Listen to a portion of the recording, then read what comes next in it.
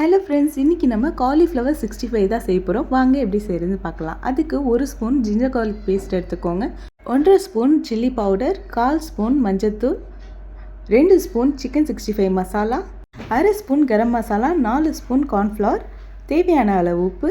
நான் food colour சேர்த்துருக்கேன், நீங்கள் ஸ்கிப் கூட பண்ணிக்கலாம். எல்லா மசாலையும் நல்லா ஒன்றா சேர்த்துருங்க. சேர்த்துட்ட பிறகு நான் ஹாட் வாட்டரில் மஞ்சத்தூள் போட்டு காலிஃப்ளவர் போட்டு டிப் பண்ணி எடுத்திருக்கேன். நல்லா ட்ரை ஆகிட்ட பிறகு ஒரு ஸ்ட்ரெயினரில் போட்டு வச்சிங்கன்னா நல்லா ட்ரை ஆகிடும். இப்போ நம்ம இதில் மசாலா எல்லா இடத்துலையும் கோட் ஆகிற மாதிரி நல்லா குலுக்கி எடுத்துக்கலாம். தண்ணி ரொம்ப ஊற்ற வேணாம், கொஞ்சம் தெளித்து விட்டாலே போதும். 2 கைப்பிடி அளவு தண்ணி போட்டாலே போதும்.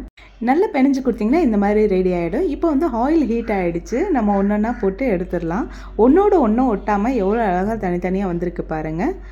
சமைக்கும் போதே பாதி காலி ஆகிடுச்சுங்க. காலிஃப்ளவர் 65 ரெடி ஆகிடுச்சு. இந்த மாதிரி ரெகுலராக என்னோடய வீடியோஸ் பார்க்க லைக் அண்ட் சப்ஸ்கிரைப் பண்ணிக்கோங்க.